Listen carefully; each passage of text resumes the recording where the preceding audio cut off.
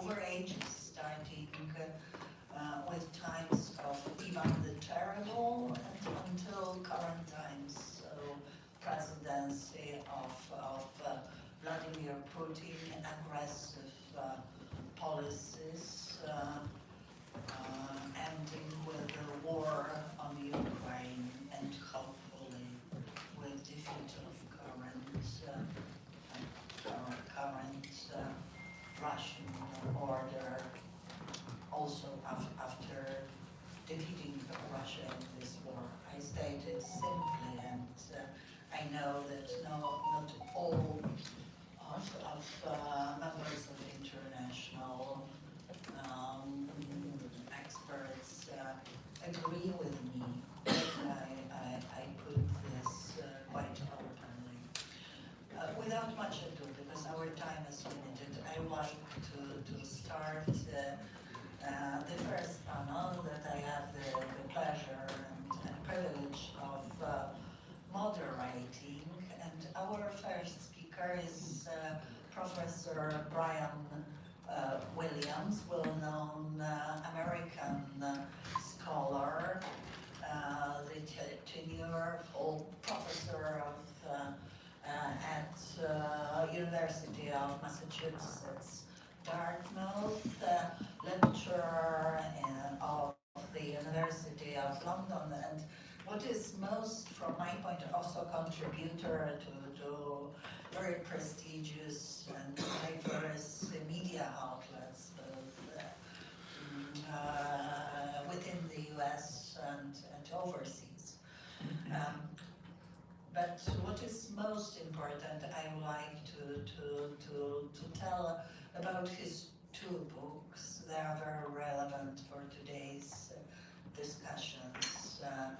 The Crimean Tatars, and the topic is particularly dear to me, and the Chechen Inferno. Professor, floor is yours. Thanks so much for the introduction. Wait. Hey, thank you for the introduction and Microphone. no, thank you. Thank you for the introduction. What I'm going to try to do today is take you through the almost inexorable advance of Russia from small state of Rus all the way over towards Alaska, down to Kazakhstan, and of course into the Crimea. I'm trying to do as quickly as possible in the 10 minutes allotted to me. And I'm going to do something I think might be interesting. I'm going to compare this in some ways to America's inexorable advance over the Appalachians and across the West. So I'll begin this journey by going back in time to the time of Ivan Grozny. It was under Grozny that the Russians made their first transition from being a kingdom or a tsardom or a state to becoming an empire by moving over the Ural Mountains and crossing into Siberia. This is very similar to the English and later the Americans crossing from the Appalachian Mountains into the lands of the Chinese Indians. My journey will take us from the area in green there, Russia in the forest, across the vast area in pink, which is the Golden Horde. We're going to go across Siberia and down into Central Asia and down towards the Caucasus and the Crimea. So this journey begins with the first conquest, which is of the Tatar Khanate of Kazan, by Ivan Grozny. 1550s, they move into Kazan, and later into Siberia. Slightly later. This shows it better. Kazan right there. Sorry. So this is the Kazan Khanate. This is the beginning of the conquest. And we know that when the Russians moved into Kazan, there was mass conversion to Christianity, as you had with American Indians or Native Americans in America. One group called the Krishans, of course, Christian Tatars. From there, they moved down into the Nogai Horde and also into Siberia, Siberian Commons. Of course, you all know the same famous St. Basil's Cathedral built on this conquest of Kazan under Ivan Grozny. Terrible. This map, I think, captures the truly epic nature of Russia's inexorable conquest, moving across the vast forest, the taiga of Siberia, eventually going to Kamchatka and crossing over into Alaska. This is a famous painting of Yermak, the Cossacks, moving through the vast forest of Siberia, clashing with the animist or Sufi Muslim peoples living in the vastness of Siberia. Meanwhile, this is happening at the same time they're having these conquests in the New World by the Spanish. Cortez, Pizarro are moving across Mexico, Peru, using the same technology, modern European technology, to crush the indigenous peoples, the Incas, the Aztecs, in the New World. And here we see the native people of Alaska, possession of the border of Alaska and Siberia, taken early 1900s. And of course, this conquest led to the collapse of many of these ancient societies. The Tuvans are famous for their Buddhist society. Their society, in many ways, fell apart under Russian conquest. We know Tuvans are being used today as cannon fodder in the war against Ukraine, which is not really a war, but it led to the collapse of many Russian traditions and culture. And this map, I think, is important in capturing the scale of Russia's conquest. At the bottom, you see the subcontinent of India. Look how small India is compared to this area called Yakutia, which is rich in resources. We have Yakuts. And this map, I think, is useful in capturing the conquest of Siberia. I'm now going to move south from the forest, from the taiga of Siberia, into the land of the Kazakhs. Kazakhs, the Sufi Muslim descendants of the Golden Horde. So there are three sort of major Kazakh tribes, or hordes, three Kazakh hordes, the great, middle, small horde. And below them, of course, are the land of the Uzbeks. This conquest of the open plains was made possible by new technology. Fast-loading weapons, tabors, wagons created by the Cossacks to go out in the open plains and clash with the Kazakhs, who had always been hard to defeat because they were such skilled horse archers. Remember, these are descendants of the Golden Horde, still using those tactics. But by the 1700s, when the Russians moved south into the open steppes, their archery is no longer able to defeat the Russians, who have better weapons, firearms, small cannons, etc. This movement down south into the land of the Kazakhs was similar in some ways to the American movements into the lands of the Sioux Indians, Cheyenne. The Indians are Native Americans of the open plains of America, and it led to the disruption of ancient migration patterns going back to the Scythians, or the Stipi, in Poruski. So this is the death of the great nomadic culture of the Kazakhs as they got absorbed by Russia, and of course, ultimately colonized and brought into the Soviet Union, where their society is completely disrupted. Once again, these migration patterns go back to the ancient European Scythians, thousands and thousands of years old, destroyed by the settlement, just as the native indigenous Americans colonies are patterns destroyed by white man's colonization. And finally, of course, having conquered the Kazakhs, by the 1800s, the Russians moved south into the three khanates of Uzbekistan. In the process, the name Turkestan, which goes back over 1,000 years, was ultimately removed from the map. And today, most people have heard the word Turkestan. There's a famous painting by Tereshagin, Russian soldiers fighting against the Uzbeks south of the Kazakhs. Now moving towards the west, into Ukraine, the frontier. This was known as the Dikaya Polya, the wild fields. And for centuries, the Russians were unable to move down onto these open plains due to the fact that the Tatars were so invincible. The Tatars did slave raids deep into Russia. The Tatars burned Moscow as late as 1571, carrying away hundreds of thousands of Poles, Moldovans, and Russians as slaves down to Crimea. Crimea comes from the Mongol word Krim, which means fortress. And in many ways, the Crimea was a natural fortress for the Turco-Muslim world to stop the Slavs, to stop the Russians from moving south into the open plains, the Dikaya Polya, what's today Ukraine, the frontier. Of course, we know that Ukrainians had their own separate culture at this time period.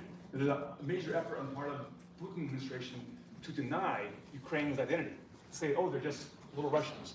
But we know that Ukrainians, as we see this map here, had hundreds of years of Western influence under the Poles and Lithuanians. Of course, later, they break up and form these free groups known as the Cossacks. Same origin of the word Kazakh, a freebooter, a free-roaming egalitarian people. The most famous Cossacks, of course, the Cossacks of the Zaporozhian city, the Zaporozhian fortress, down in the lower part of Ukraine. They had an organic, almost indigenous, free form of democracy that was vastly different to serfdom, which you find under Russia. And don't forget, when the Russians did expand into these lands, they brought serfdom with them, a form of slavery that many of these ethnic groups had never had before. For example, when they conquered the Crimea, the Tatars had always been free under their own meters, their chieftains. But when the Russians came in, they confiscated the land, blew up many of the mosques, and forced the collapse of the ancient Crimean Tatar people. In the purple here, you can see the Zaporozhian Cossacks, right there squeezed between the Crimean Khanate, the expanding Russian Empire, and Poland, a sort of free zone of free egalitarian Cossacks. This painting, famous painting by Repin, I think captures the real egalitarian friendship and democracy of the original Ukrainian Cossacks of Zaporozhye. Of course, Zaporozhye today is a major power plant that's being controlled by the Russians. Now, this movement of Russia from the Kazakh lands and down south into Ukraine ultimately brings them down in confrontation of the Crimean Khanate. This Khanate extended, as you see, from Moldova across the southern Ukraine all the way over to Circassia and acted as a shield, protecting these regions from Slavic expansion. When this area was conquered in 1774 by Catherine the Great, it led to the complete collapse of this society. I should mention, there's a lot of propaganda about the Crimean Tatars. The Russians like to define them often as being Mongols. But if you live with the Crimean Tatars, as I've done, you'll see that their faces are very, very much pre-Mongol. Their origins go back to the Crimean Goths, the Crimean Greeks, and other groups that are centuries older than Mongol Golden Horde. Of course, the Bakhchisarai Garden Palace there in Crimea is the last example of Mongol palatial architecture in Europe. So the Crimea was independent in this time period here, but in 1783, ironically, the year that America achieved independence, the Crimea lost its independence and led to a complete collapse of this society. Most of the Tatars, by the way, lived in the south, in the yellow there, in the Yaila Mountains. There were two groups of Tatars. One are called Nogais. Nogais are almost like Kazakhs, or the wandering tribes of Kazakhstan. Whereas the ones in the south are called Tats. And they're ancient people with blue eyes, blonde hair, going back to the Crimean Goths, although they both call themselves Crimean Tatars. Once again, the collapse of society led to mass migrations of Crimean Tatars engaging in hijra, religious immigration from Crimea to the Ottoman Empire.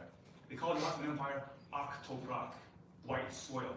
It was seen as salvation for them to escape their mosques being burnt, graveyards, their ancestors being destroyed, and of course all the land being confiscated by Russian pomeshchiks, large landowners.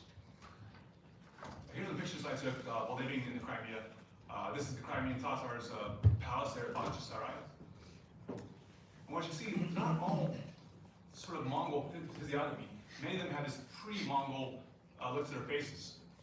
These are Samosaklat, self-seized settlements in the Yaila Mountains of southern Crimea. This is Mustafa Jamila, the head of the Crimean Tatars. This collapse of the Crimea, the fortress Crimea, ultimately led to the migration of the Russians towards the northern Caucasus. Now that the Tatars were gone, these almost unbeatable Tatar archers, once the cavalry forces, the Crimean Khan, had been defeated, they opened up the Caucasus Mountains for Russian expansion. And this leads, of course, to the destruction of Circassia.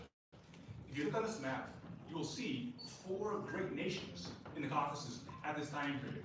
Azerbaijan, Georgia, Armenia, and the green there, Circassia. Most people on the planet have never heard of Circassia. I was at a conference in New York, Armenians, and they proudly told me, well, not proudly, but sadly, Armenia had the world's first modern genocide in Europe. I asked them, haven't you heard of Circassians? They'd never even heard of Circassians. This nation has its own rich history. Much of the traditions we think of being Caucasian come from Circassia. Here we can see in the purple area there, the beginning of the Russian conquest of Circassia. This conquest is achieved by massive imperial armies burning and chopping down the forest. You cannot conquer the free Circassians or the tribes to the east in Dagestan and Chechnya unless you destroy the forest where they fought back from. They waged almost guerrilla war, insurgency. I call this the Battle of the Axe. The Russians systematically destroyed one of the largest forests in Europe, and now when you go to the Northern Caucasus, these ancient forests going back millennia are missing, chopped down to allow the Russians with a much larger imperial armies to move in and conquer these areas by about 1864. You see the legendary Circassians. And of course, the collapse of Circassia, which my colleague discussed by 1860s, led to the mass migration of Circassians down into Ottoman Empire. I was living in Turkey, and there's many, many people in Turkey today who have the features of Circassia. Of course, I also found Circassians living in Israel, in Katakama. I found them way down south where the Ottoman Sultan settled them. And of course, this leads, once Circassia is destroyed, it leads to subjugation of Imam Shamil and the defense of the combined Chechen, Ingush, and Dagestani forces to the east. So, in many ways, as an American, we are taught that our people, our ancestors, the English, and of course the Americans who moved, and see the picture here, across the open plains, engaged in genocide. We're taught to be embarrassed by this great conquest of the free Native American people, Sioux, Cheyenne, Cherokee, Navajo, etc. We honor them in many ways, but we were taught that this is almost like a collective sin on the part of our nation, the Americans. Back in the 1800s, they called it manifest destiny. The English called it the white man's burden. The French called it mission sur le sacrifice. Russians did it for the honor of the Tsar, Orthodoxy, and of course, the Russian nation. Today, we know it by a different name. Genocide. Thank you.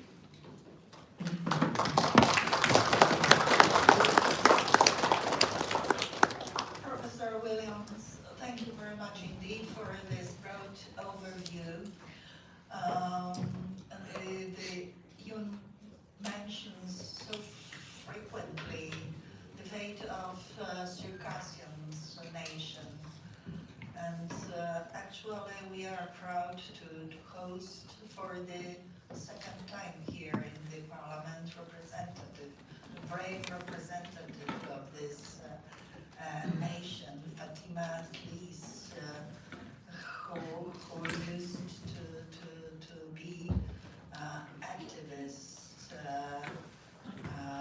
speaking up about Circassians' rights within the Russian Federation, endangered there, evacuated to the United States, now serving as journalists in the voice of America.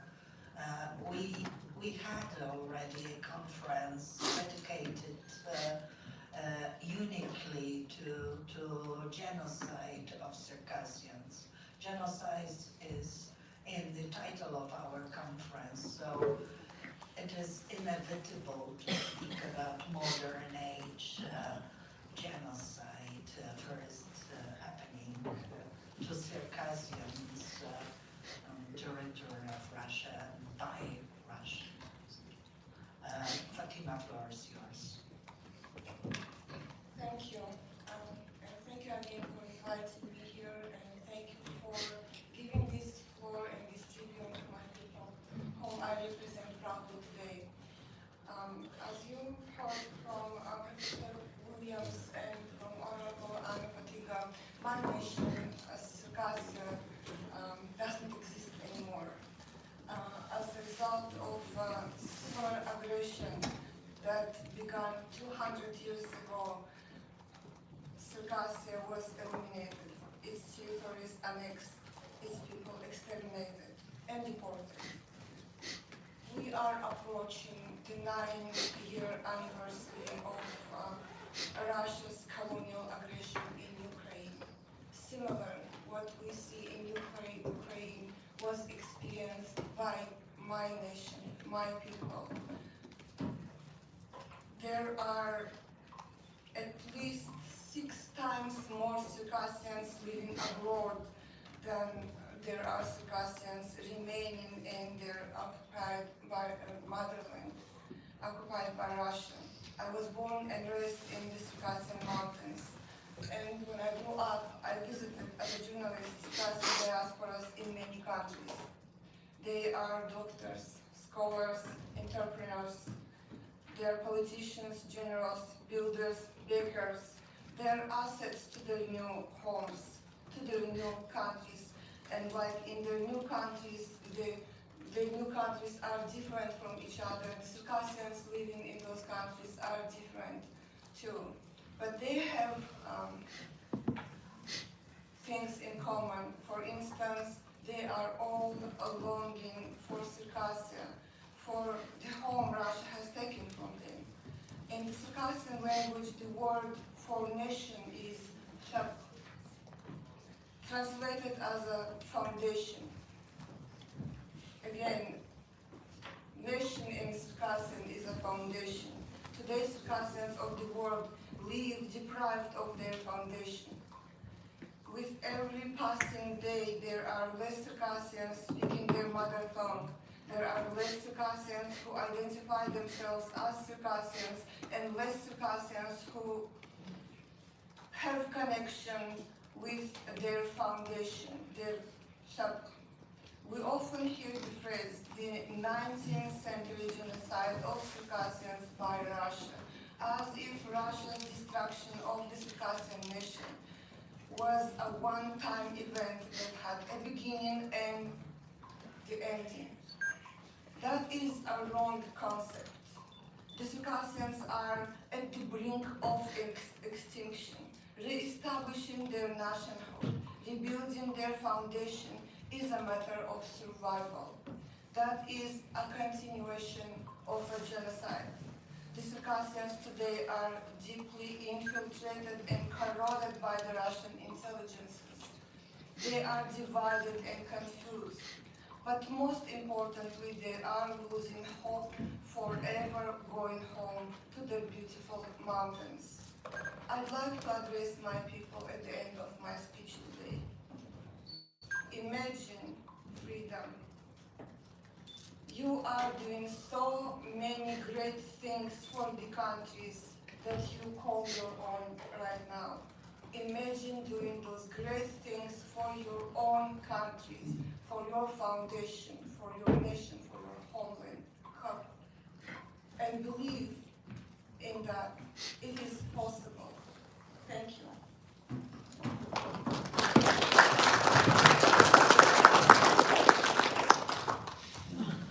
Thank you, Fatima, for your deeply moving contribution.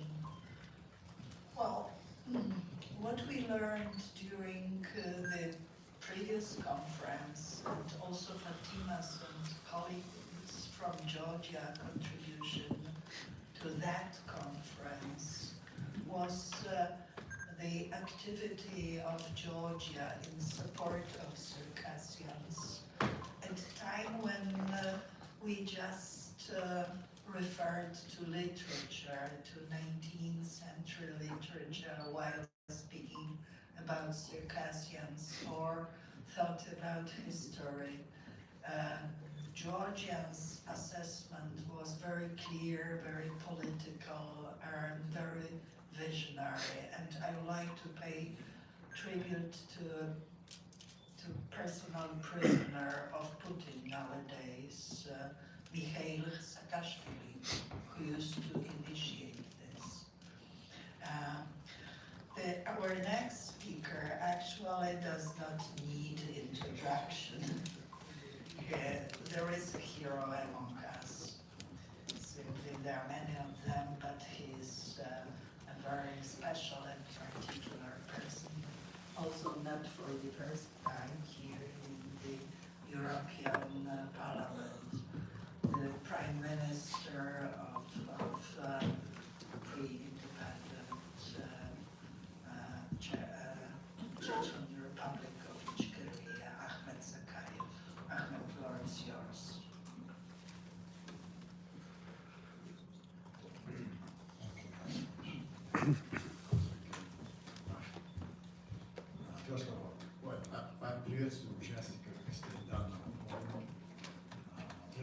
начать свое выступление, я бы хотел поблагодарить организаторов за приглашение на него и за возможность здесь выступить.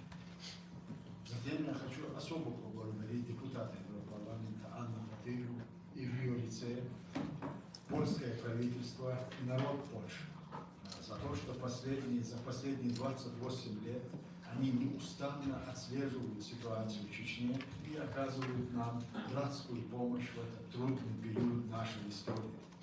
Более 40 тысяч чеченских беженцев, спасающихся от ужасов войны, нашли приют на земле Польши. Скоро исполняется год с начала российской агрессии в Украину. И именно Польша первая пришла на помощь защитникам своей страны. Помимо всего остального, более полумиллиона украинцев, 1,5 миллиона украинцев поляки приняли в своих домах. Спасибо огромное. Спасибо вам большое. Теперь касательно основной темы нашей конференции о переустройстве России после ее поражения в войне с Украиной. В своем выступлении я хочу остановиться на одном из ее регионов. Северный Кавказ. В истории России всегда играл большую роль. И располагается этот регион в геополитической зоне, не только контролирующей ее России, но и ряда стран, среди которых Грузия и Азербайджан. В Российской империи менялись цари, генсеки и президенты. Менялось политическое устройство. Монархия сменилась большевизмом. Более 70 лет существовала Советская империя, на смену которой пришла псевдодемократия. Однако главная установка России в отношении кавказцев – покорить или истребить – не менялась никогда. В начале XVIII века началась активная фаза завоевания Кавказа путем заселения его территории русскими колонистами. Процесс сопровождался миллионными жертвами. В результате колонизации Кавказа миллионы людей были убиты, разорены тысячи селений, что привело к исчезновению целых кавказских народов. Убыхов, жанеевцев и хакучей. Планомерное убийство народов Кавказа усилилось с момента окончания русско-турецкой войны, когда русские войска сожгли тысячи аулов, истребив в них всех жителей, включая женщин и детей. Натиск царских войск на кавказские народы вызвал их объединение. Первое всеобщее движение северокавказских горцев против экспансии Российской империи на Кавказе в конце XVIII века было под руководством шейха Мансура. Это был ответ, направленный против жестокой колониальной политики царской России. Кавказцы имели свое историческое государство, которое несколько раз разрушалось русскими.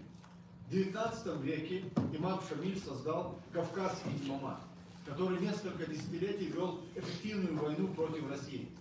Значительное количественное превосходство российской армии позволяло во всех случаях потопить в крови все попытки горцев на свободу в начале XX века, после Октябрьской революции. В России была провозглашена Горская республика, в которую вошли республики Северного Кавказа. Официально независимость Горской республики провозглашена 11 мая 1918 года на мирной конференции в Батуми. Территория частично признанного государства охватывала 125 тысяч квадратных километров с населением около 2,9 миллиона людей.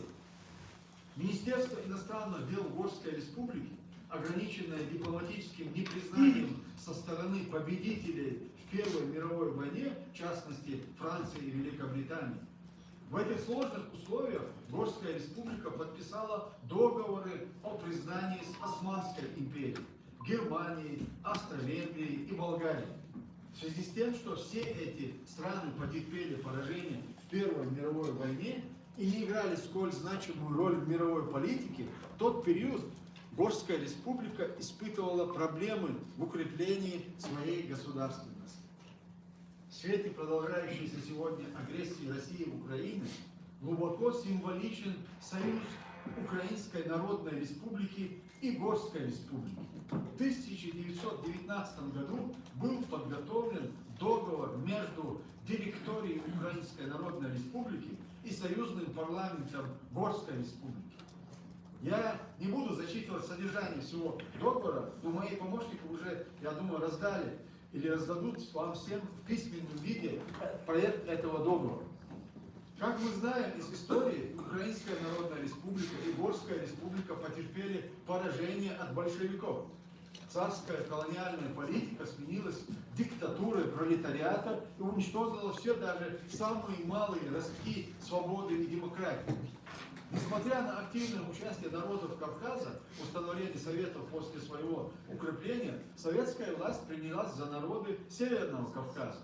И снова целые народы становятся врагами, начинается новая волна геноцида северокавказских народов. Чеченцы, карачаевцы, ингуши, балкарцы стали жертвами народоубийственной политики советского государства. По истечении 70 лет наступает новая эра в истории российского государства. И она сопровождается практикой устрашения, террора, убийства и насилия. Не только на Северном Кавказе, Молдавия, Приднестровье, Грузия, Абхазия, Осетия, Азербайджан, Нагорный Карабах, Ингушетия, Чеченская Республика. Но кавказцы никогда не переставали использовать малейшую возможность для освобождения от колониального ига и возрождения своей объединенной государственности. После распада СССР чеченский народ использовал свое право на независимость, и 6 сентября 1991 года является днем восстановления государственной независимости Чеченской Республики. В октябре 1991 года президент Грузии Зиад Гамсахурди и президент Чеченской Республики Джохар Дудаев стали обсуждать проект Кавказской конфедерации. Уже в декабре 1991, январе 1992 годов в Грузии произошел государственный переворот, в результате которого президент Зиад Гамсахурди был смещен.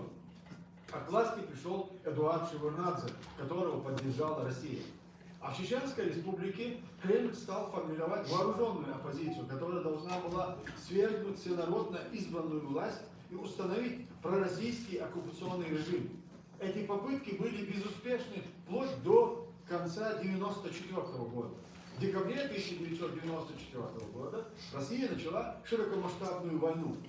Министр обороны Российской Федерации Павел Грачев обещал президенту Борису Ельцину навести порядок в Чечне за 2 часа одним десантным полком. Да, за 28 лет с момента начала российско-чеченской войны Россия смогла колонизировать Чеченскую Республику или оккупировать и насадить свое коллаборационистское правительство, но сломить борьбу чеченского народа за свою независимость не смогла. Успешно работает правительство Чеченской Республики Ичкерия в изгнании. В результате подписания договора между военными ведомствами двух стран в составе вооруженных сил Украины сегодня воюют вооруженные силы Чеченской Республики Ичкерия. Чеченцы с большим воодушевлением восприняли признание Украинской Рады факт оккупации России территории Чеченской Республики Ичкерия, что послужило причиной вступления в ряды вооруженных сил Чеченской Республики Ичкерия большого количества добровольцев, воюющих против российского агрессора. Чеченцы уверены в том, что победа Украины в войне против России позволит деоккупировать территорию Чеченской Республики и восстановить свою государственность. В настоящее время лучшие представители порабощенных и оккупированных народов Кавказа воюют на Украинском фронте, отбивая атаки врага и освобождая оккупированные земли Украины. Есть уверенность в том, что мужественный и героический отпор украинской армии российским захватчикам и мировая поддержка борющегося народа Украины сломает хребет российским агрессорам. В связи с вышесказанным хочу призвать участников данного форума обратиться к международному сообществу, руководствуясь общепринятыми принципами и нормами международного права, такими как о праве наций на самоопределение, резолюция Генеральной Ассамблеи ООН 2105 от 20 декабря 1965 года, 26-25 от 24 ноября 1970 года, Декларацию ООН о правах коренных народов от 13 ноября 2007 года за номером 61/295 обратиться к парламентам и лидерам государств-членов ООН с воззванием о признании права на самоопределение народов, насильственно удерживаемых Россией, выражающимся в праве угнетенного народа, свободно решать вопрос государственного статуса и самостоятельно осуществлять свое культурное, экономическое развитие. Все эти годы народы Северного Кавказа внимательно наблюдают за борьбой чеченцев за свободу и жаждут международного признания права чеченского народа на свою государственность, чтобы начать уже свою борьбу за независимость и в дальнейшем воссоздать с учетом современных реалий Кавказскую конфедерацию, по примеру конфедерации горских народов 1918 года. Наше правительство в этом году, 11 мая, 105-й годовщине создания Горской республики, планирует провести учредительную конференцию или собрание с тем, чтобы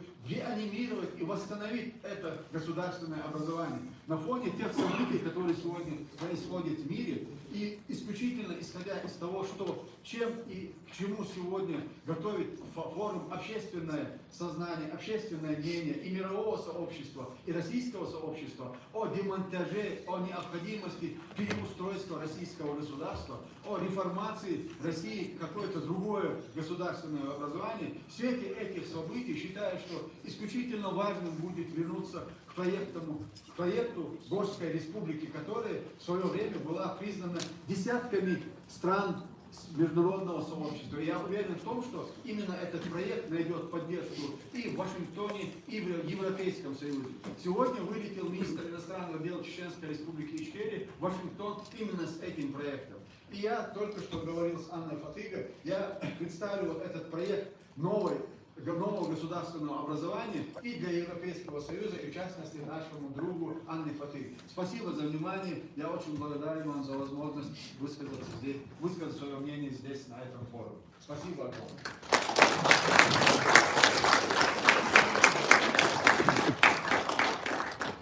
Thank you very much indeed.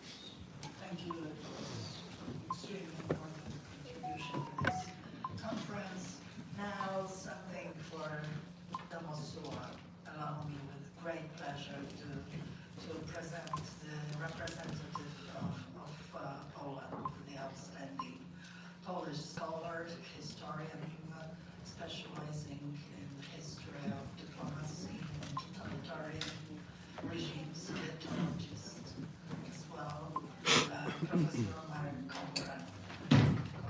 I'm very sorry because of lack of Polish interpretation during this conference. I invite him only in Polish to take this floor. Please allow me to have this pleasure, short pleasure during this conference. Panie profesorze, bardzo proszę. I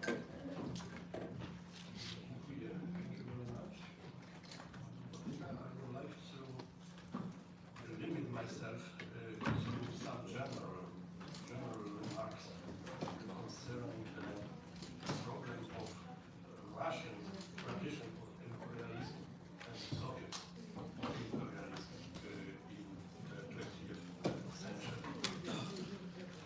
The remark number one, I think, should be devoted to the imperial character of the revolutionary Russia. The main factor which permitted to establish Russia in the role of a great international power was the dismemberment of Poland in the end of the 18th century. The dismemberment of Polish-Lithuanian Republic of Commonwealth in the other words. The crisis of Polish state and foreign domination on Poland, on Polish territories, on the territories of Polish-Lithuanian Commonwealth, had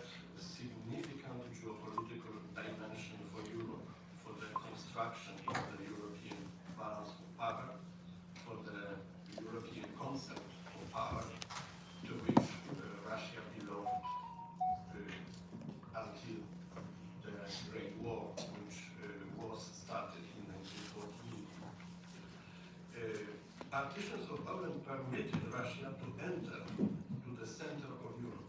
And we can imagine easily the precarious situation of Polish nation, Polish people, after the partitions, when we say that 80% of the repartition territories of Polish-Lithuanian Commonwealth was under Russian domination after the Congress of Vienna, when a small Polish kingdom was re-established in the dynastic union with Russia. Let me say that it is highly difficult to imagine the history of 19th century and the history of the 20th century without mentioning the problem of the partition of Poland, which cannot be neglected in not only European history, but especially in the Central European geopolitical constellation.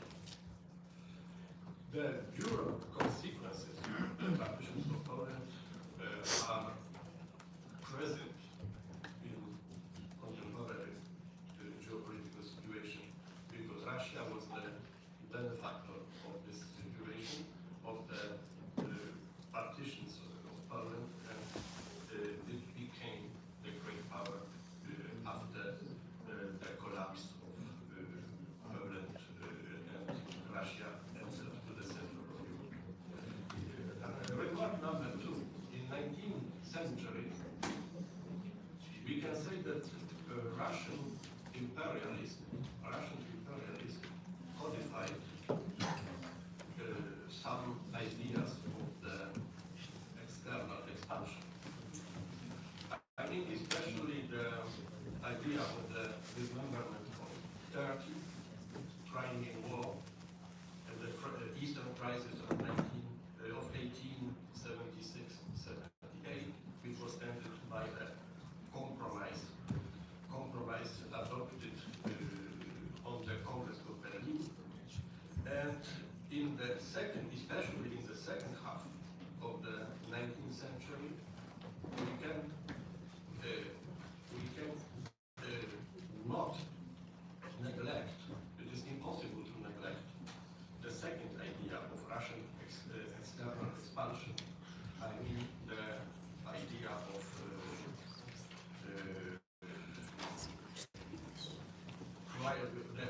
dismemberment of Austria, which was strictly connected to the idea of Pan-Slavism. Можно English, Russian. Of the Austro-Russian conflict, which led Europe to the war in 1914.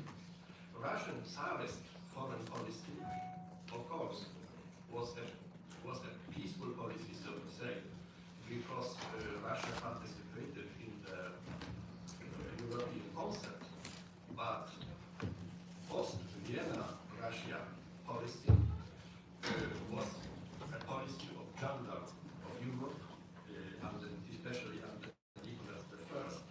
And secondly, we have a visible coexistence of the participation in the European concept of powers with the ideas of external expansions against Turkey and Austria especially.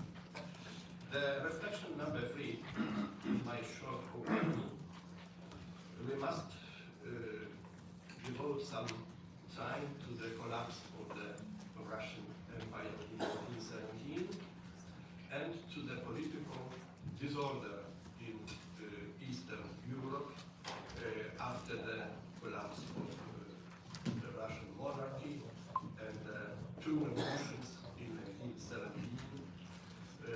This disorder is not neglected in historiography of Russia and Europe. I will be speaking rather well-known facts in history, but I think that Polish historians should observe the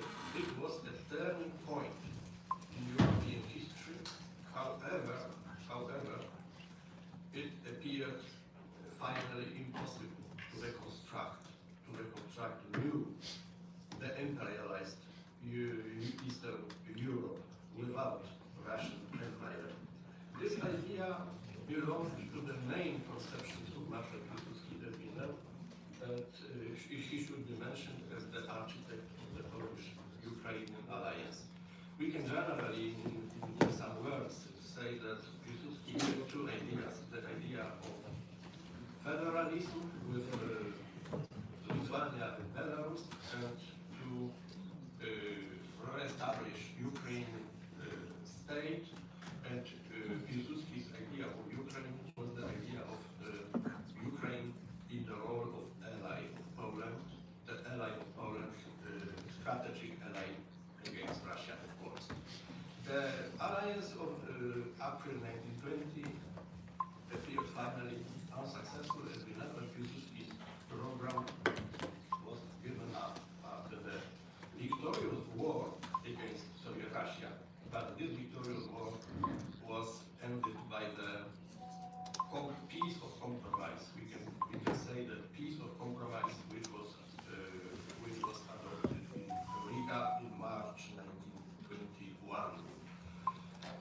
From Polish point of view, the Riga Treaty can be described as a peace of compromise. It was a kind of partition of Ukrainian territories between Poland and communist Russia. And from Soviet perspective, it was only an armistice in the time of weakness of Russia. And the peace lasted only to 1929, when it was violated by the Red Army on September 17. Finally, Russia after 1917 was not imperialized, it was rebuilt as an empire. Intensive Sovietization of non-Russian nations inside the Soviet Union in the Stalinist era became the instrument of communist utopia, but also of communist domination of this empire of new time empire. We have generally a discussion in Polish historiography, in Polish Sovietology. Well-known Polish historian Jan Kucharzewski argued that the Russian nation is the factor profiting in the Soviet imperialism and expansionism. The totally different point of view was proposed by no more well-known person in Polish intellectual history, writer Józef Mackiewicz, who argued that Russia is not a typically colonial empire, because the Russian nation is the first victim of totalitarian regime. These are concrete words of Józef Mackiewicz. In reality, and I think that that will be my last reflection due to the limits of time.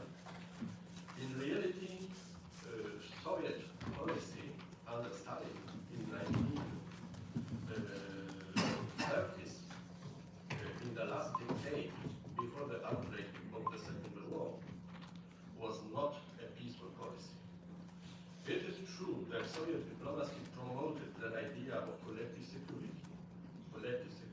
a bloc of Eastern and Central European states against Germany. But it was only a propaganda formula. It was only a theory. In reality, Soviet Union in 1930s wanted to rebuild the domination on Central Europe, on these territories which were lost after the crisis of the Russian Empire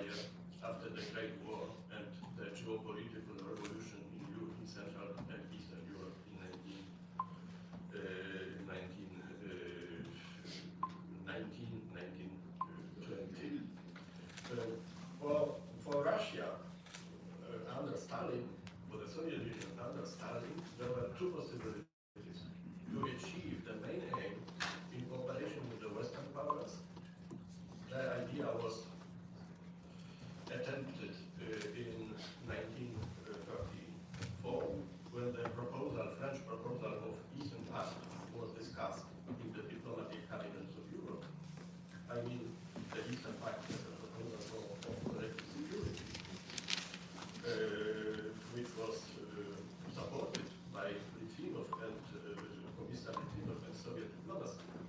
But the other partner was Germany. And finally, Soviet Union achieved the main aim in the Ribbentrop-Molotov Pact. Ribbentrop-Molotov Pact was not an accident. Ribbentrop-Molotov Pact was some kind of coronation of Soviet Stalinist vision of foreign policy. And last remark, the genocide in the totalitarian Soviet state was the instrument of the totalitarian rule, and especially we cannot omit such problem like the extermination of Polish population in the Soviet Union, 200,000 people in the years 1937-38.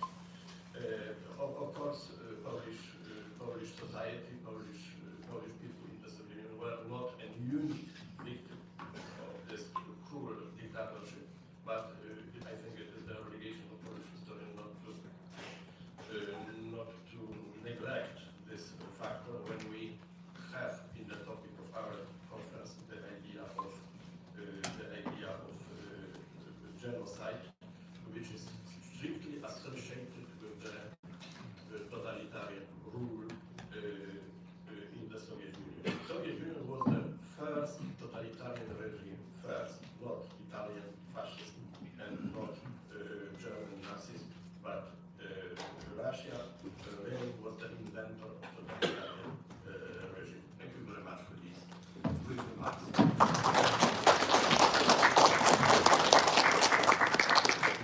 Professor Korman, thank you very much indeed.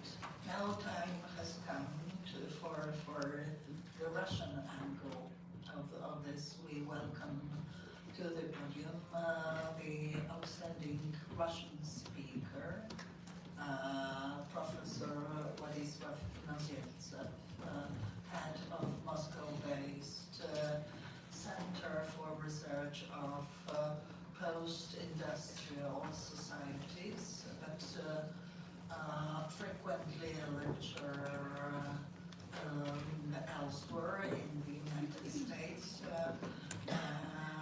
prestigious university, lectures as well as in France and other places. He's the author of quite well-known foresight of Russia post-2030. So, Professor, Fraser is yours. Thank you so much. And I'm very grateful for everybody who organized this outstanding event and who invited me here. So I will do my best to restore the agenda of our meeting and to turn back to the questions which were posed on the first panel. So it's about the history of the Russian Empire and the Russian imperialism, about the current events, and what ties and what lines can actually help to explain the continuation of the Russian imperialist tradition. I would say that I was very interested in Professor Brian Williams' introduction and his thesis, but I would say, from my point of view, they are a little bit superficial, because the Russian Empire is very much similar to the Western European empires, and it's very much different from it in many obstacles. What is the similarity? The similarity, from my point of view, is that the Russian imperialism, it was not Russian imperialism actually, it was the Muscovite imperialism. Because Russia didn't exist at the time when Muscovy started its imperial expansion. And the imperial expansion of Muscovy, starting from the late 15th century, was very similar to what happened, what was done by the European powers. Both the European powers and Muscovy expanded on the west-east line. So the European powers expanded across the Atlantic to both Americas, like the French in Louisiana, the British in certain colonies, the Spanish and the Portuguese in South America, and the Russian went opposite way to the east, conquering Tatar Khanate, Siberian Khanate, and then ended in the Pacific Ocean. was, as I believe, it was a time of I would say, true colonialism. It was a colonization when the masses of people from the metropolises resettled in these colonies, and actually this was a time of genocide, terrible genocide, both from the Russian side and both from the European side in America. And the result was the new colonial empire, which was inhabited and populated in some significant degree by the representatives of the metropolis. The Russians migrated to Siberia in great numbers, the Englishmen, the French, the Huguenots, the Dutch people, the Germans migrated to North America, the Spaniards and Portuguese to South America, and they actually all built in this territory the societies which were very similar to their own in their homelands. The second part of the colonial process came around 200 years later, when both European imperial powers and Moscow, I would say, later Russia, turned southwards. When the Russians invaded Caucasian territories, Central Asia, Crimea, territories which were previously occupied and controlled by Turkey, and the European powers turned south, India, the partition of Africa, Indochina, and all other places. What was very particular in this case, that neither Europeans nor the Russians never made the majority of population in the southern territories. Nor in Rhodesia, nor in India, nor in Tajikistan. The colonial powers never have a huge presence of their own population. It was a kind of military control.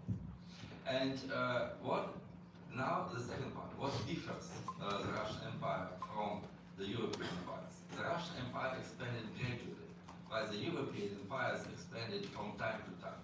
So in the late 18th century and the early 19th century, the European empires, the first European empires collapsed. And the United States of America, the nations like Brazil, Venezuela, Colombia, Argentina, Mexico, they appeared as independent nations. In Russia, it never happened. Russia made another wave of expansion, when for the Europeans it was a subsequent wave, for Russia it was another wave, like a much larger one.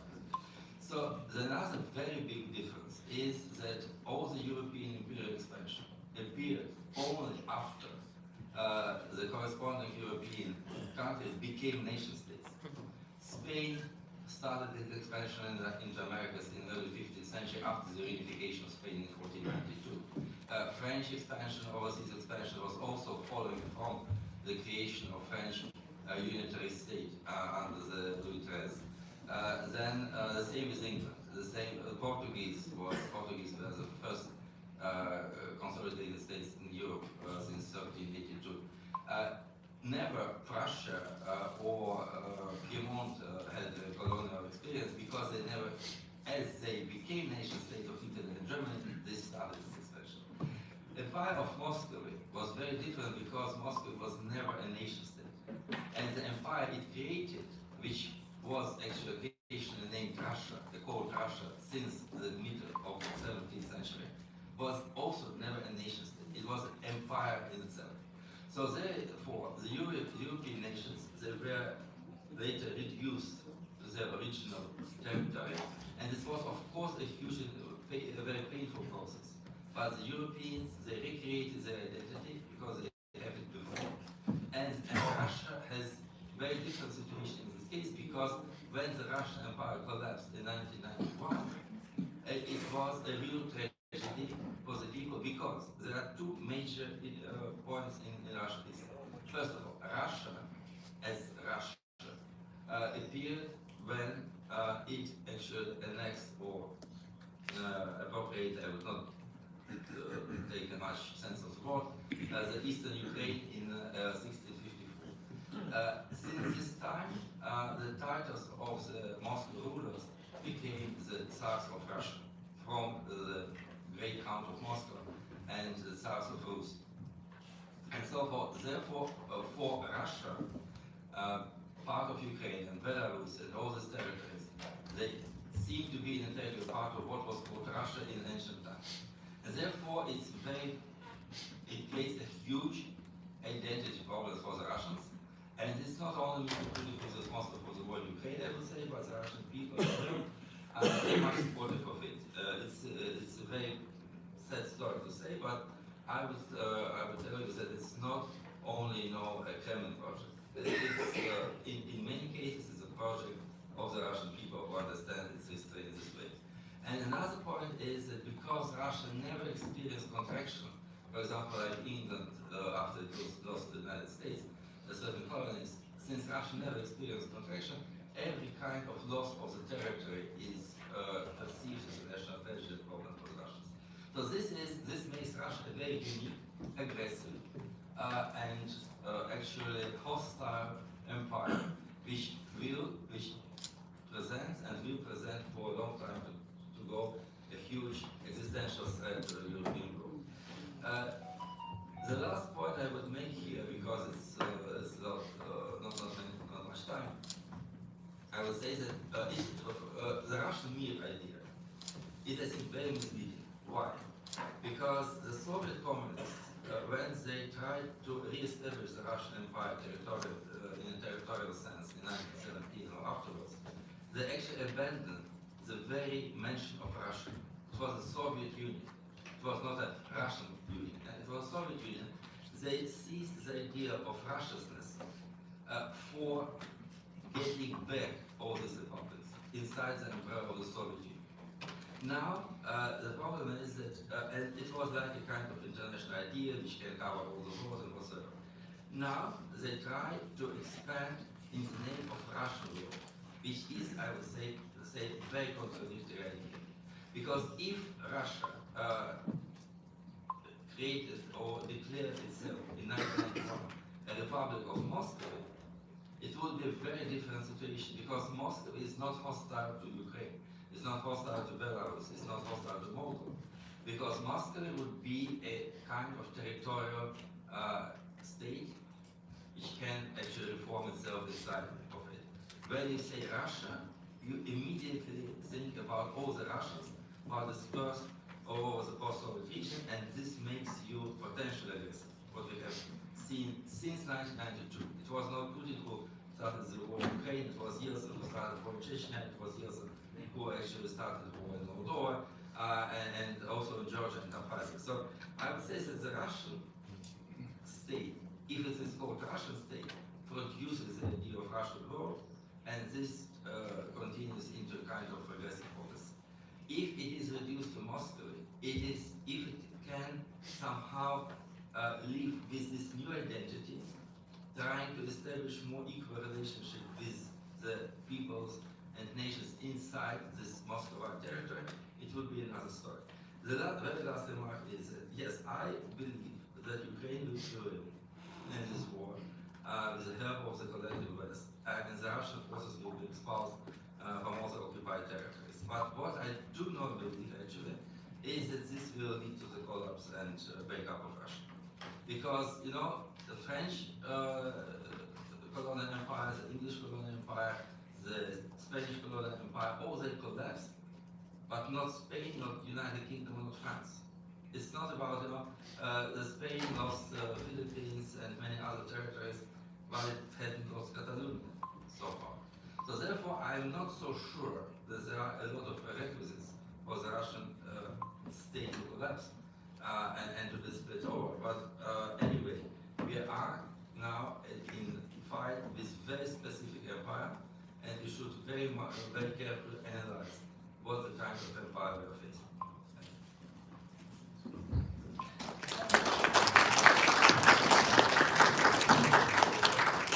Thank you, Professor. Now I kindly ask our staff to initiate our first remote connection. Our speaker is Bjorn Safranov, representing the activist representing Lapland Republic from Murmansk.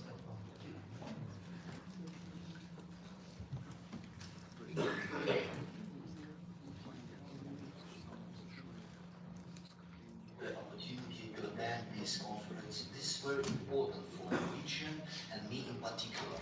Before starting my speech, I have to tell you that I am not on the territory, but now I am on the territory of Russia. And therefore, my words are limited, handled by the laws of the state. Let's get to the point. Most of the presented needs to be given a little context. My name is Bjorn Safronov. I'm native of Kola Peninsula, and I'm a member of Movement for Freedom. They will name it like this. I will have to talk more about present and future than history. I will try to explain my region in terms of geography and geopolitics. Also, besides this, I will try to explain you the special situation with military settlements, which are so common on the north, in the north on the Russian territory, in this unpleasant place to live.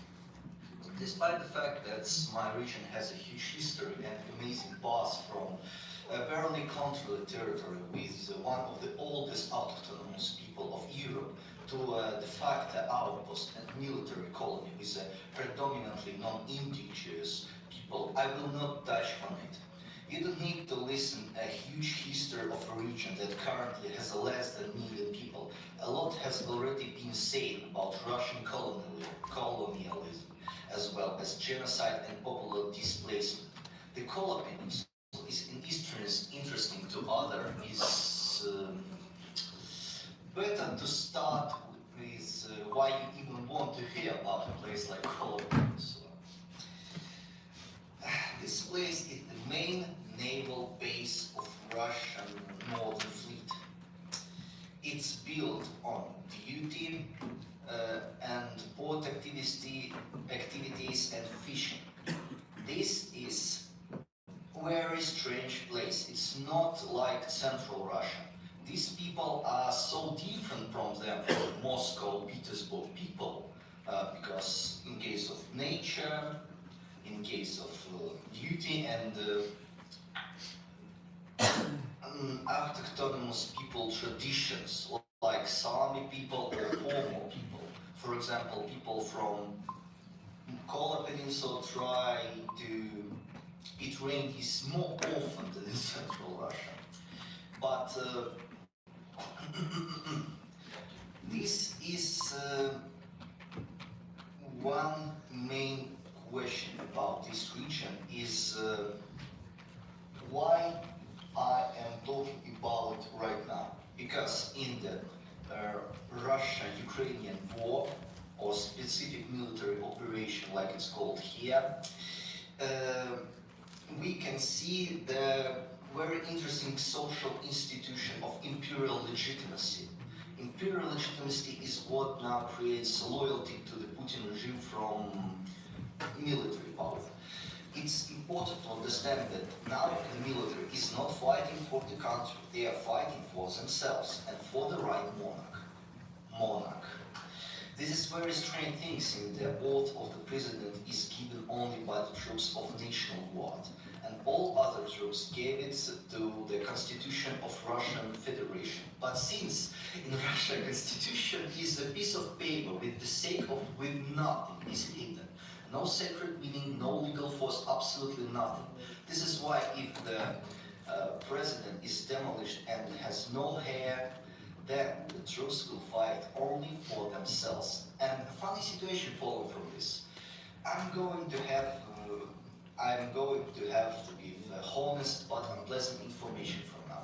You see, due to the policy of military settlement, the northern region of Russia have a large part of population included in military organization, or directly depend on it. Therefore, it's impossible for some regions to consider the option of demilitarization. This will literally force these people to fight to the last breath. Look for opportunities in PMCs like Wagner School, create new military organization, and also create something like criminal gangs. But if they will get an alternative, if you will say that demilitarization will affect only on the Russians or something like this, these people, after the collapse of the image of Putin, which is already happening, will gladly support our tendencies to freedom. These people will do anything to keep their profession in which they have been for so long. They have no future without their specialty. This is what they studied for and where they receive money. Their whole identity is based on what are they.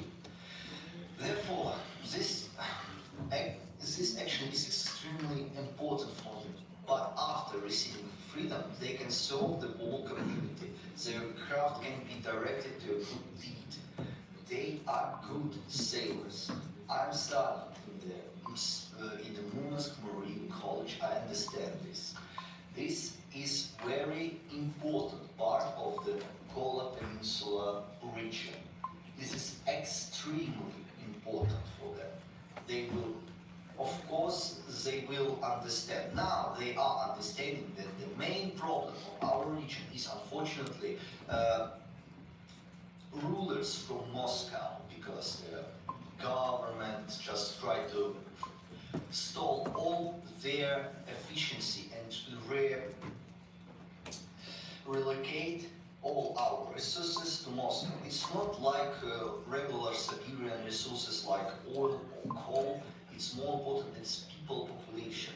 Modern Moscow colonialism is about to replace a lot of people from their origin, from their original place for living, and trying to make them Muscovites through the very strange process of living in central Russian city. This is absolutely different from any part of Russia.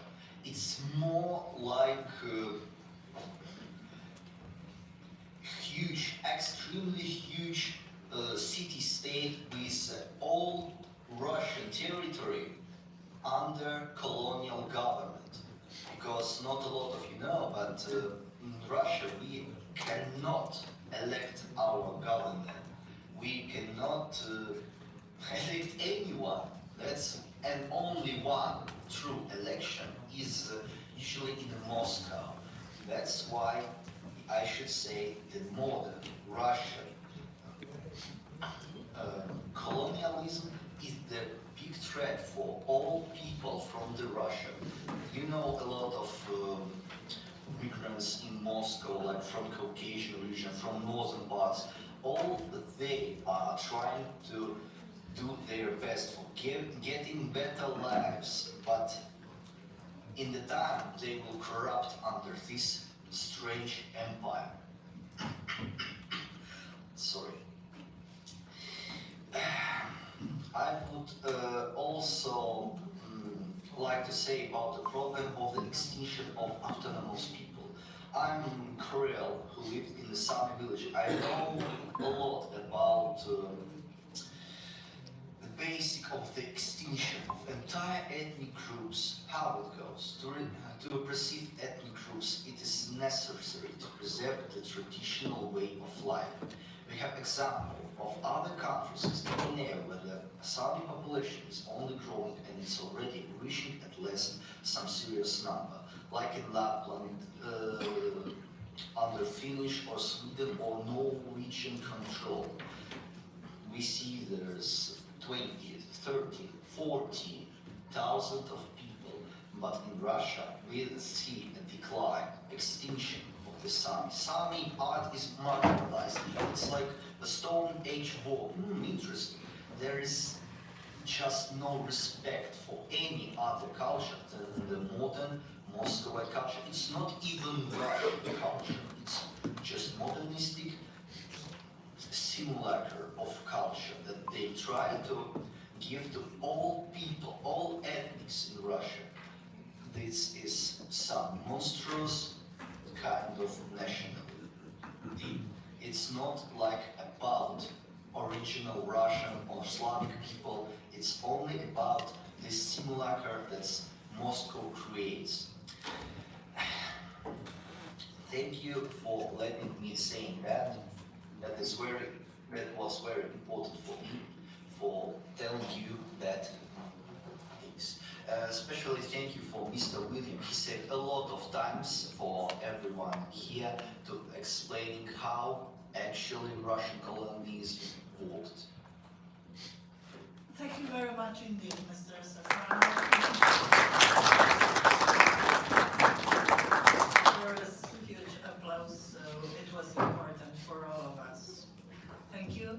Now, I would like to give the floor to Anvar Kurmanakayev, representing the Nogay Republic, member of the National Political Center, Nogay National Political Center, political activist. The floor is yours.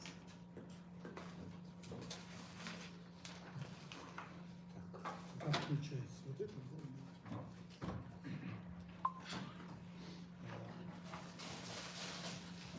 Здравствуйте, дамы и господа. Я представитель Народовского движения Курманакаев Анвар Мусабиевич. Сегодня хочу представить, много сказали о геноциде. Я тоже хочу на 100 лет вернуться о геноциде. Перед черкесским народом у нас на 100 лет был геноцид ногайского народа Екатериной II. Это так.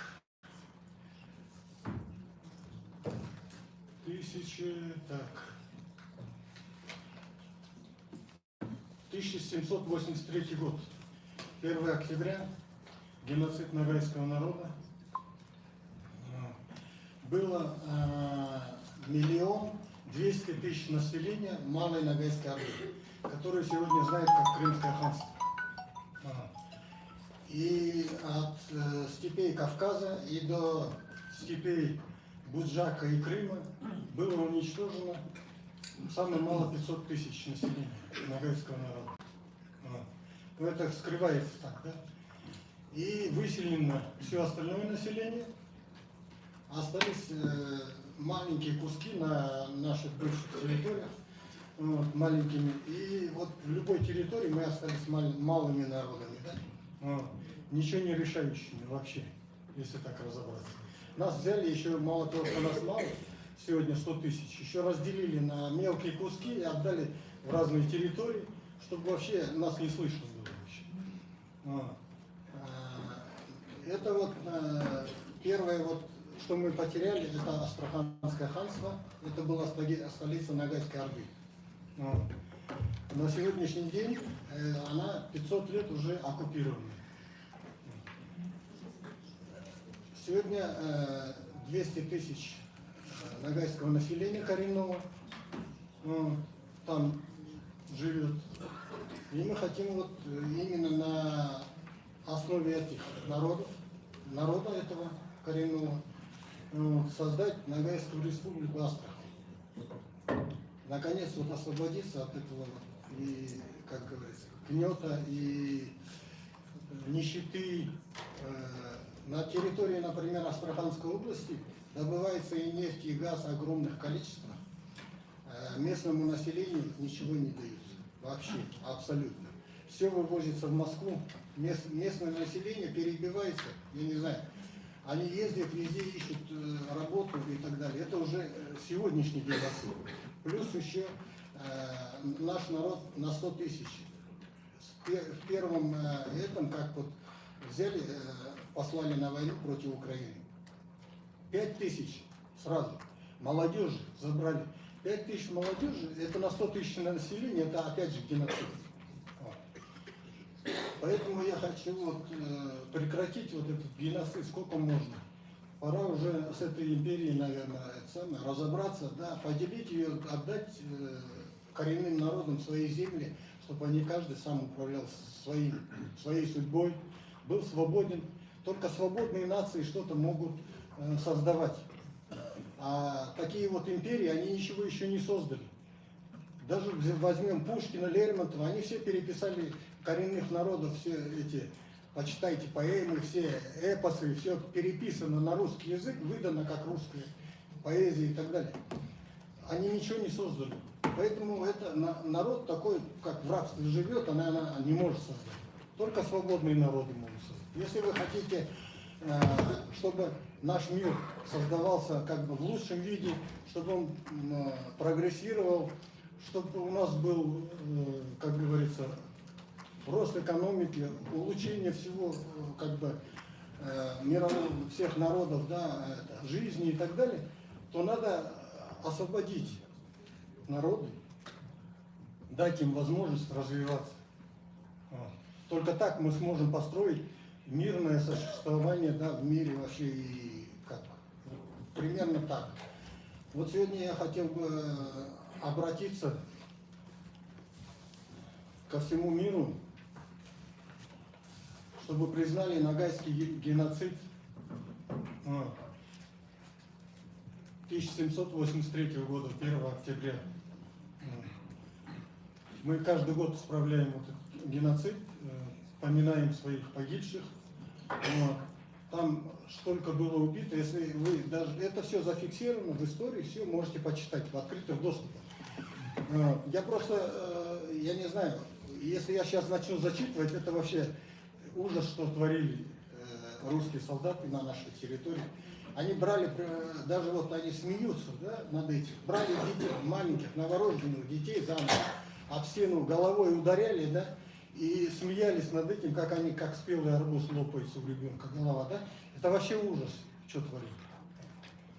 Они, вот, чтобы этого никогда не повторилось, чтобы ни один народ этого не видел никогда. Поэтому я хочу вот сказать.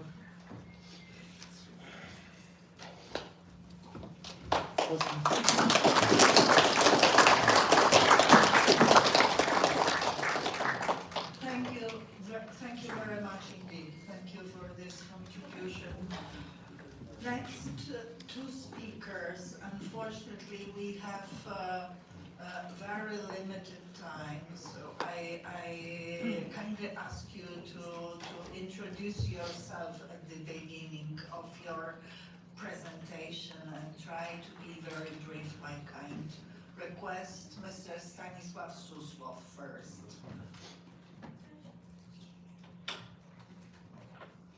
Thank you very much. Dear colleagues, thank you for the chance to speak on important questions. The Russian vote is a concept that has recently taken on alarming importance. The reason is the brutal aggression of the so-called Russian Federation on independent Ukraine.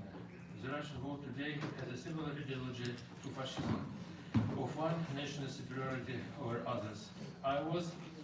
It was the fascist ideology of the Russian vote that drove the direct military aggression against Ukraine. In the same way, the Russian vote is destroying national differences in the so-called Russian Federation. Moscow ignores the drunkenness, drug use, and aggressive insult the native peoples of the occupation territories. Moscow ignores the terrible HIV epidemic that is killing the population of the so-called Russian Federation. The United Nations classifies this as a genocide. Genocide is being carried out both outside the borders of the so-called Russian Federation and inside it. The Russian world is irrational and like a parasite, it will be died in the end. At present, the only ambition of the Russian world is to keep alive all the war criminal leader Putin and his friends. The growing agony we are already seeing in the Russian world will end in disintegration. I would like, therefore, to draw the attention of the European Parliament to two important questions that we have discussed in previous forums, and also an important message which I will say at the end of my speech. The first was the question of security, the security of nuclear weapons, of nuclear objects, and public safety in the creation of the new independent countries in the post-Russian space. Optionally, they could be done by using elites in power structures in the regions to provide order and security at the start of the formation of independent countries. What guarantees And what guarantees can the elites get for this? The second question is developing a handout of passports from the new independent countries as soon as possible. The question of security. In our previous forums, we have discussed the constancy of the current regional borders. The solution will provide security from regional conflicts on a territorial basis. To secure nuclear objects and weapons, as well as public order, it is proposed to temporarily use existing elites in the initial time.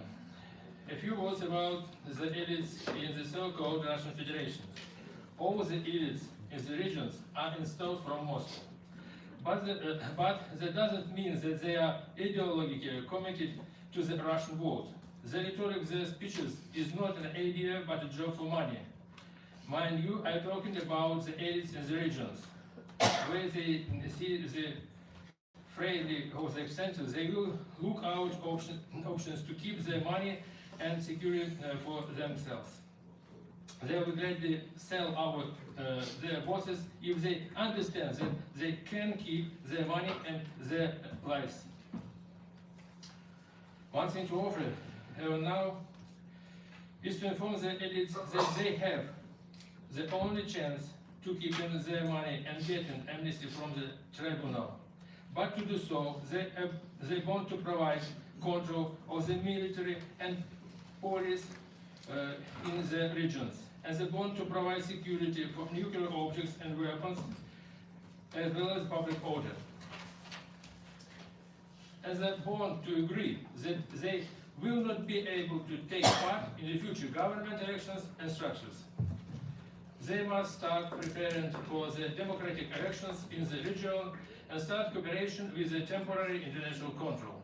Temporary international control will work as an advisor to the organization of democratic procedures and nuclear dismantling. Question number 2.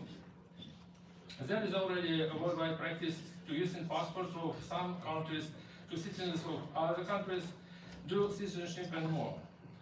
And the use of such passport could begin after the adoption of a declaration of regional sovereignty. It will be good if the sovereignty of the new countries is at first accepted by the countries that have borders with the so-called Russian Federation. Having a Siberian Confederation of free Tatarstan passport will allow holders of this passport to participate in the referendums and elections. This is very important for the process I talked about in the first point. For the first time, passports can be handed out outside the territory of the so-called Russian Federation. I would like to point out that this is not a so-called good Russian passport. I'm only talking about the passport of a citizen of a country that will be liberated from the Moscow-centered occupation. I would like to say that both questions are very important, and it is impossible to talk about all the details in a small period of time. This question needs to be detailed with the analytics expert and the working groups with the European Union and maybe other international bodies. Resolution of this important question will have to protect everyone from the aggressive Russian war as quickly as possible. When the aggressive Russian war ends, the following world problems will disappear. First, the global source of military danger. 2, the dirty money planning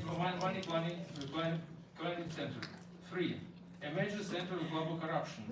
4, center of propaganda against democracy and progress. 5, the problems of Balkans region and resolution of possible questions. 6, dictatorships of Iran and North Korea will disappear. 7, military conflicts in Africa territory will stop. If we don't stop it now, the aggressive empire will rise again from the dark. War, that one we see now after the collapse of the USSR. But it is not only the regions of Russia that are occupied by the so-called Russian Federation. My colleague Emir Stoikovich will talk about in next panel in our forum today. And dear colleagues, you can find the full text of my speech in promotional materials in our time. Thank you for your attention.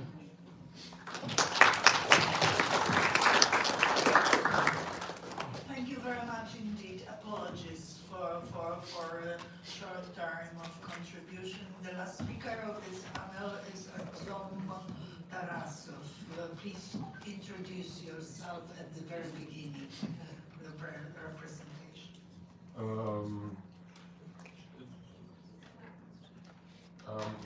Dear participants, dear ladies and gentlemen, I'm Adam Tarasov.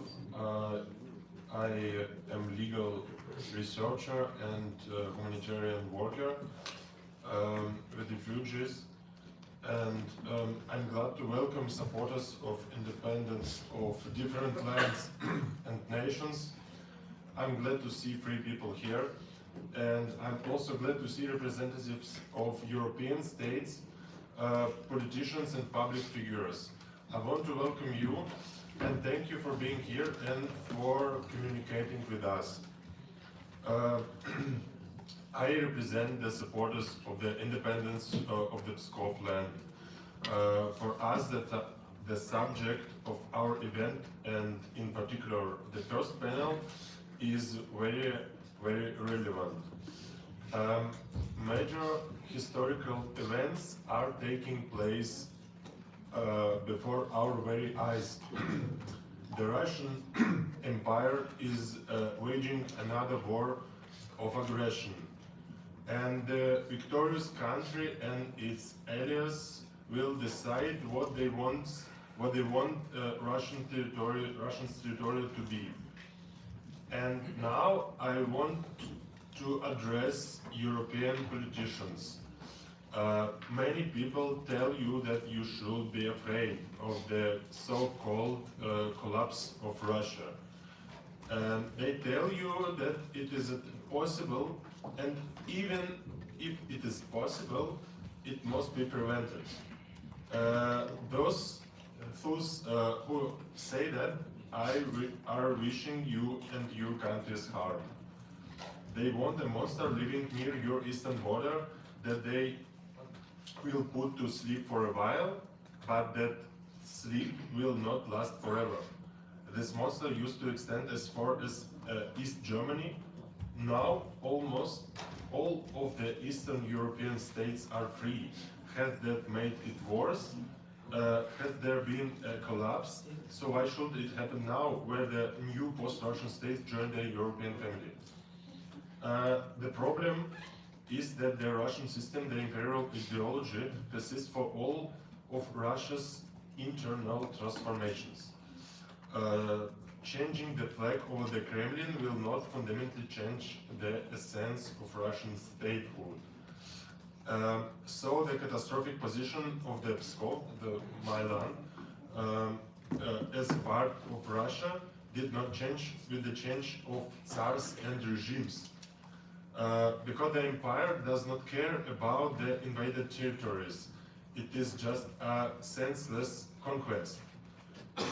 This did not even begin with Ivan the Terrible, but earlier, when the Moscow princes began making plans to enslave their neighbors.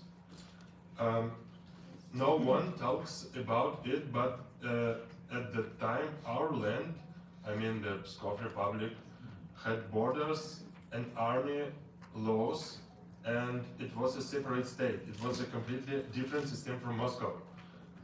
And we were some of Russia's first victims. And as we can see, Russia has not stopped to this day, continuing the conquest for over 500 years. And it does not mean that we are suggesting a return to the past, but we have to build the future and stop imperialism. We are not just thinking of ourselves, we are thinking of Europe and of the world. Solving this problem will require great effort, but victory in this struggle will be beneficial to all of Eastern Europe and Europe in common. Pskov is a region that is on the border with Latvia, Estonia and Belarus. Therefore, it is important to say, especially to the representatives of these states, we have recently issued a statement in which we pointed out that the Pskov Republic must become free, break with the Russian past forever and go to the west, to its origins, to its European brothers,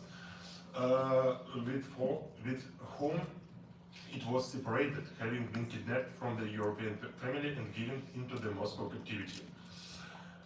Estonians, Latvians, Belarusians, Lithuanians and other peoples and nations, we want to live with you with friendship and cooperation. Our peoples have lived side by side for centuries, trading and cooperating with each other. We have many mixed marriages where there are Pskov people, Estonians, Latvians, Belarusians, and so on. We are connected by a common geographic region, historical and cultural ties. And we are convinced that our aspirations are useful and beneficial for you too. Freeing a neighboring region from an imperial mindset is a difficult task. That is why we need cooperation with our neighbors. For our part, we call on the countries of Eastern Europe in particular to join the discussion on political autonomy of the Pskov land and other lands of Northwest Russia. We are convinced that contact with European partners on this issue should be led by people who do not associate themselves with Russia and who are ready to take responsibility for creating a secure and strong Baltic region. We are convinced that it is better to develop our land together, no empire, no Russian bases, no treaties. Our independence will benefit the whole Baltic region as well as the whole Europe. Together we will strengthen our Baltic Sea region. It will expand eastwards, and the problem of the imperial threat will be solved forever. So the question of the independence of the Pskov Republic and other border regions is not about possible or not possible. It is about necessary. It is necessary for Pskov itself and necessary for its neighbors. And know that we will do our best for it.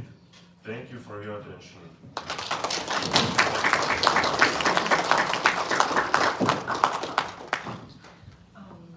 Ladies and gentlemen, that concludes the first panel. Let us all join in applauding all distinguished speakers. I consider this panel particularly interesting.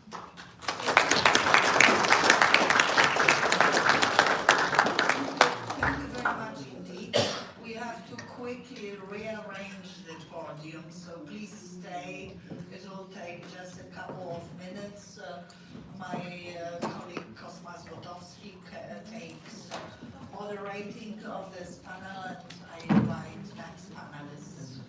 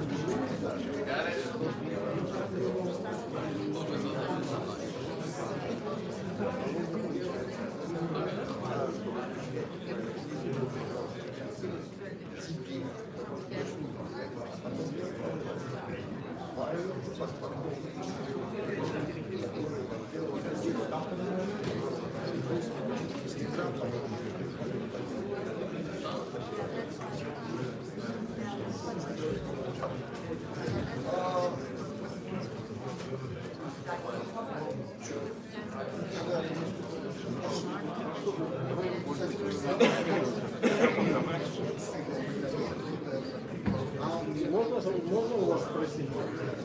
Можно у вас спросить? Вот я на русском говорю, а не понимаете?